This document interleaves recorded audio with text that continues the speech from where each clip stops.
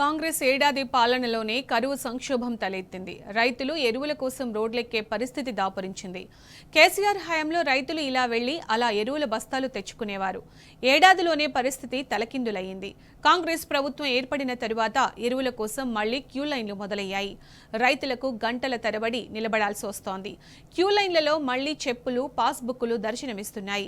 రైతులకు యూరియా సరఫరాలో ఘోరంగా విఫలమైన కాంగ్రెస్ సర్కార్ ఈ నేపాన్ని కేంద్రంపై నెట్టేందుకు ప్రయత్నిస్తుందనే విమర్శలు వ్యక్తమవుతున్నాయి. ఏడాదిలోనే రైతులకు కాంగ్రెస్ మార్కు పాలన అంటే ఏందో తెలిసొచ్చింది. ఎరువుల కోసం రైతులు రోడ్ల మీదకి వచ్చి ధర్నాలు చేసే పరిస్థితులు మళ్లీ దాపురించాయి. కేసీఆర్ హయాంలో రైతులు ఇలా వెళ్లి అలా ఎరువుల బస్తాలు తెచ్చుకునేవారు. ఏడాదిలోనే పరిస్థితి తలకిందులైంది. ఎరువుల కోసం మళ్లీ క్యూ లైన్లు మొదలయ్యాయి. రైతులు గంటల తరబడి క్యూ లైన్లో నిలబడలేక చెప్పులు, పాస్బుక్లు పెడుతున్నారు. తెలంగాణ రాష్ట్రం ఏర్పడే నాటికి రాష్ట్రంలో ఎరువుల కోసం రైతులు నిత్యం ధర్నాలు, రాస్తారోకాలు చేయాల్సిన పరిస్థితి ఉండేది. సీఎంగా బాధ్యతలు చేపట్టిన కేసీఆర్ ఎరువుల గోస తీర్చడంపై ప్రధానంగా దృష్టి కేంద్రీకరించారు. ఎరువుల గోస తీర్చేందుకు ముందస్తు వ్యూహాన్ని అమలు చేశారు.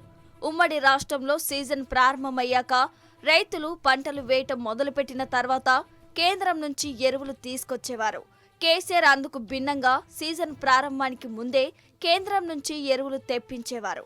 వాటిని మండల స్థాయికి పంపించి అక్కడ నిల్వ చేసేవారు. దీంతో రైతులకు ఎక్కడ అవసరమైతే అక్కడికి వెంటనే సరఫరా చేసి కొరత లేకుండా చేశారు. దీంతో ఎరువుల కొరత అనే మాటే వినపడకుండా చేశారు.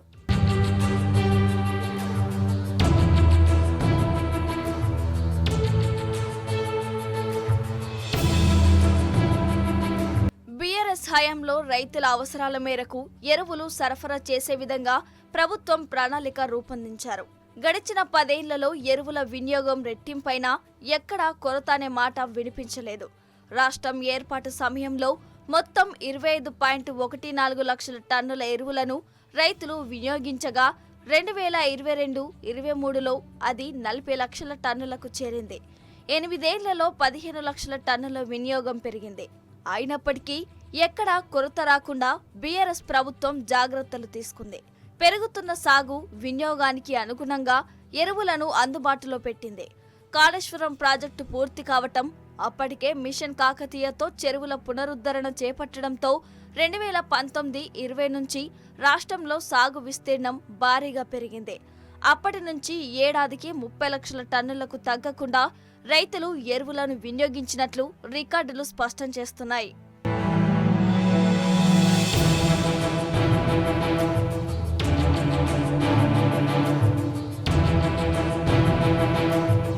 రాష్ట్రంలో మొన్నటి వరకు డీఏపీ కొరత వేధించగా ఇప్పుడు యూరియా కొరత తాండవం చేస్తుంది. ఈ సీజన్లో మొత్తం 9.8 లక్షల టన్నుల యూరియా అవసరమని వ్యవసాయ శాఖ అంచనా వేసింది.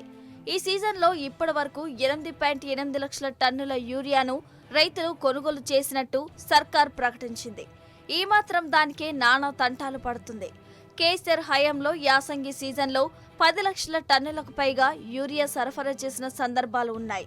ప్రతి సీజన్లో 8 లక్షల టన్నులకు తగ్గకుండా పంపిణీ చేసింది. ఇంత భారీ మొత్తంలో సరఫరా చేసినా ఎన్నడూ కొరత అనే మాట రాకుండా రైతులకు ఇబ్బంది లేకుండా చర్యలు తీసుకుంది. రైతులకు యూరియా సరఫరాలో ఘోరంగా విఫలమైన కాంగ్రెస్ సర్కార్ ఈ నేపాన్ని కేంద్రంపై నెట్టేందుకు ప్రయత్నిస్తుందనే విమర్శలు వ్యక్తమవుతున్నాయి.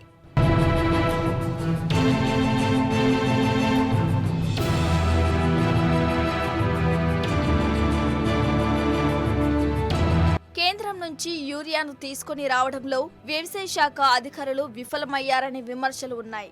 ఈ యాసంగి సీజన్లో 79.4 లక్షల ఎకరాల్లో పంటలు సాగవుతాయని, ఇందుకోసం మొత్తం 19.6 లక్షల టన్నుల ఎరువులు, ఇందులో యూరియా 9.8 లక్షల టన్నులు అవసరమని వ్యవసాయ శాఖ అంచనా వేసింది.